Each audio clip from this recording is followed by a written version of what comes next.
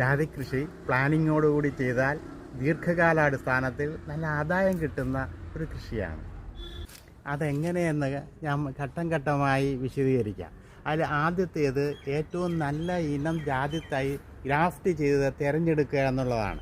അതിന്ന് നമുക്ക് കേരളത്തിൽ ലഭ്യമായിട്ടുള്ളത് കേരളശ്രീ, വിശ്വശ്രീ എന്ന ഇനങ്ങളാണ്. അതിലേറ്റവും നല്ലത് വിശ്വശ്രീയാണ്.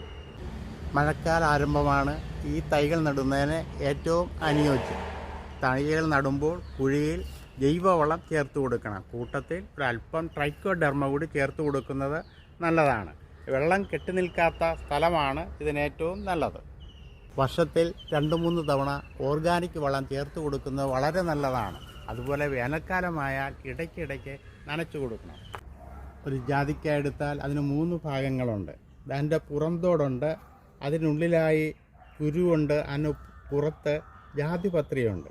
ഇത് 3ഉം ഔഷധ ഗുണമുള്ളതാണ്.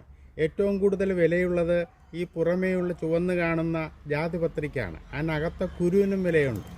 ജാതിപത്രി കേടുകൂടാതെ ഈ പൂവിൻ്റെ ഷേപ്പിൽ തന്നെയാണ് നമ്മളെടുത്ത് വിൽക്കുന്നതെങ്കിൽ അതിൽ ഫസ്റ്റ് ക്വാളിറ്റി വില നമുക്ക് ലഭിക്കും. ഈ വീഡിയോ നിങ്ങൾക്ക് ഇഷ്ടമായി എങ്കിൽ ലൈക്ക് ചെയ്യാനും ഷെയർ ചെയ്യാനും എൻ്റെ പേജ് ഫോളോ ചെയ്യാനും മറക്കരുത്. അതോടൊപ്പം സബ്സ്ക്രൈബ് ചെയ്യാനും മറക്കരുത്. നന്ദി, നമസ്കാരം.